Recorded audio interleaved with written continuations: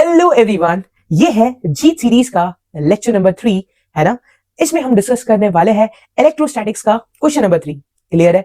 Right. I hope आप लोगों ने पहला और दूसरा वीडियो एंड तक देखा होगा, खुद से सॉल्व भी किया होगा एंड बहुत सारी नई चीजें आपको सीखने को मिली होंगी और जो पुरानी चीजें वो रिवाइज भी हुई होंगी। राइट। तो स्टार्ट करते हैं आज के क्वेश्चन को। अगेन वही तरीका है, वीडियो को पॉज करके अटेम्प्ट करो सवाल को। क्लियर है? फिर डिस्कशन को सुनेंगे। क्लियर है? चलो स्टार्ट करते हैं। Right. The question number 3 says that the distance between charges plus Q and minus Q is 12। ठीक है। अब यहां पर आपको दो चार्जेस दिख रहा है, that is minus Q and plus Q. इनके बीच की जो दूरी है बेटा वो कितनी दी गई है? वो दी गई है 12। ठीक है, चलो कोई दिक्कत नहीं। राइट। एंड जो दूरी दी गई है plus 2q and minus 2q, यहां पर आपको दिख रहा है एक डायग्राम आपके सामने। प्लस 2q और माइनस 2q के बीच में जो दूरी है वो कितनी है बेटा? 4l है। Right. The electrostatic potential at point P at a distance r from centre O is. Right. Yes. तो बेसिकली r दूरी पर एक्स एक्सिस से 60 डिग्री पर एक पॉइंट रखा गया है P। उस पॉइंट P पे इन चारों चार्जेस की वजह से आपको नेट पोटेंशियल पूछा गया है and that is equal to minus alpha QL upon R square into 10 to the power 9 volts. तो वैल्यू ऑफ अल्फा इज, इसका मतलब हमें पोटेंशियल का एक एक्सप्रेशन लाना पड़ेगा और उसको गिवन एक्सप्रेशन के साथ कंपेयर करके अल्फा मिल जाएगा। ऐसे बेटा अपन ने बहुत सारे सवाल क्लास में डिस्कस किए हैं। राइट। आप लोगों ने भी अपने क्लास में ऐसे सवालों को जरूर पढ़ा होगा। क्लियर है? राइट। तो सिंपल हमें यहां पर डायग्राम देख के एक बहुत ही सुपर्ब चीज क्लिक करनी चाहिए। वो क्या है? माइनस क्यू को देखने पर और प्लस क्यू को देखने पर ये पता चलता है कि हाँ भाई ये भी एक डाइपोल है। Right. Minus 2q plus 2q को देखने पर ये पता चलता है कि और एक डाइपोल है। राइट। तो अपने को यहाँ पर जो कॉन्सेप्ट लगाना है that is potential at a general point due to an electric dipole. Clear है? तो यहाँ पर मैं लिख देता हूं जो कॉन्सेप्ट इन्वॉल्व है ना बेटा, कॉन्सेप्ट इन्वॉल्व, राइट, वो है potential at a general point, potential at a general point, potential at a general point due to an electric dipole, due to an electric dipole, right? तो बेटा physics में अगर आपको कमांड हासिल करना है तो फॉर्मूले के ऊपर बहुत ही बढ़िया तरीके से कमांड होना चाहिए। सो जल्दी से मुझे बताओ कि जनरल पॉइंट पे पोटेंशियल कितना होता है? What is the formula? Right, याद करो। ठीक है, वैसे आप डिराइव कर सकते हो बट अगर आपको फॉर्मूले याद है तो थोड़ा सा आप अपना समय बचा लोगे। राइट। तो द फॉर्मूला इज के P dot R upon mod of R का क्यूब। आई होप ये फॉर्मूला सभी लोगों को याद आ रहा होगा। अगर इसको मैं जस्ट एक्सपांड करूं तो what is that equal to? That is k into p r cos theta, okay, and divided by r cube. तो फाइनली जो एक्सप्रेशन बचेगा दैट इज के p cos theta upon r square. Right. तो basically यहां पर what is p? P is nothing but the magnitude of the dipole moment. Right, है ना, magnitude of the electric dipole. Clear है? Right. Electric dipole moment का वहां पर हमें मैग्नीट्यूड लेना है and what is that equal to? जो पी का मैग्नीट्यूड होता है that is equal to Q into D. What is D? D is nothing but the distance between the two charges. Right. तो यहां पर अपने पास अगर इस पर्टिकुलर क्वेश्चन की अगर हम बात करें, हमारे पास यहां पर है दो डाइपोल छुपे हुए हैं। क्लियर है? राइट। अगेन डाइपोल मोमेंट को अगर हम शॉर्ट में रिवाइज करने की कोशिश करें, what is electric dipole moment? Right. दो opposite and equal charges separated by some distance d, right? And what is the direction of electric dipole moment? It is from negative charge to positive charge. Clear है? Right. तो अपने पास यहाँ पर दो dipole दिखाई दे रहे हैं। सबसे पहले माइनस क्यू से प्लस क्यू, तो एक डाइपोल हम ऐसे बना लेते हैं that is from left to right. Clear है बेटा? उसका मैग्नीट्यूड कितना हो जाएगा? That is Q.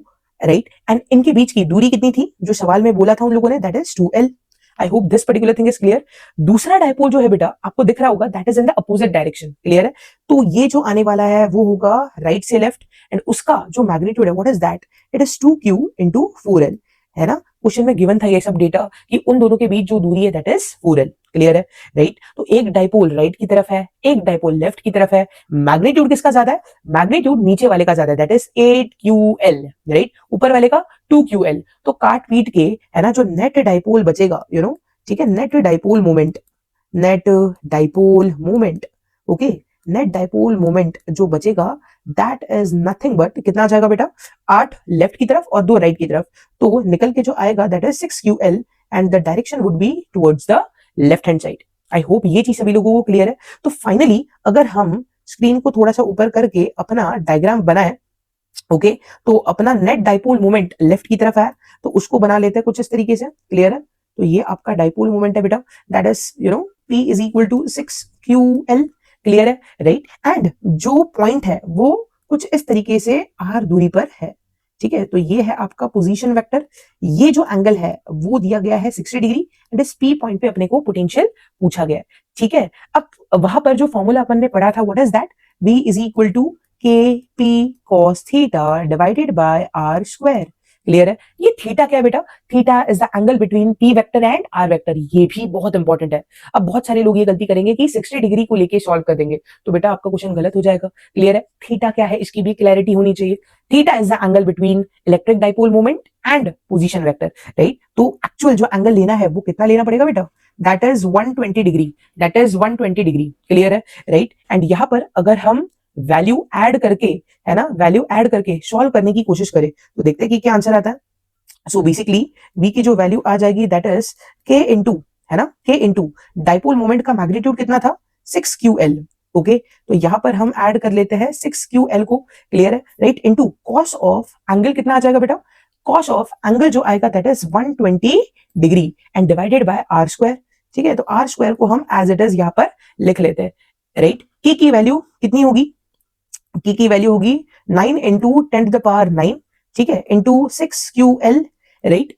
अगर cos 120 की वैल्यू निकालो तो वो कितना आ जाएगा, दैट इज -1/2, ठीक है, एंड डिवाइडेड बाय यहां पर आ जाएगा r square, right. So finally जो आंसर यहां पर निकल के आ रहा है that is nothing but -27। Okay, if I am not wrong, आप भी कैलकुलेशन बिल्कुल चेक करते रहना, ब्लाइंडली ट्रस्ट नहीं करना है। क्लियर, मैं एक्सपेक्ट कर रहा हूं कि आप भी मेरे साथ कैलकुलेशन कर रहे हो बेटा, राइट। -27 आया है ना, थोड़ा सा मैं इसको और बढ़िया तरीके से लिख लेता हूं, है ना, थोड़ा सा स्क्रीन को ऊपर लेके जाता। Okay, so what is the answer, final जो मेरा आंसर आ रहा है दैट इज ये 2 और 6 गया 3 जा, तो -27 बचेगा। क्लियर है, QL बच रहा है divided by r square, right, and into 10 to the power 9, ठीक है। एंड जो हमें गिवन एक्सप्रेशन था वो क्या था बेटा, एक बार वो भी देख लेते हैं। जो गिवन एक्सप्रेशन था जिसके साथ हमें कंपैरिजन करना है that is -α QL upon r square into 10 to the power 9। तो यहां से कंपेयर करके सीधे सीधे हम बोल सकते हैं कि जो अल्फा की वैल्यू है that is nothing but 27। Clear है बेटा, राइट। एंड यही अपना सही आंसर भी था इस सवाल के लिए, राइट। तो आई होप ये डिस्कशन आपको बहुत ही बेहतर तरीके से समझ में आया होगा। क्लियर है, राइट, ठीक है। सो ये था क्वेश्चन नंबर 3। मिलते हैं इसी तरीके से क्वेश्चन नंबर 4 के साथ अगले वीडियो में, ठीक है। तो बाय बाय, बढ़िया तरीके से अपनी पढ़ाई करते रहना, ठीक है, चल।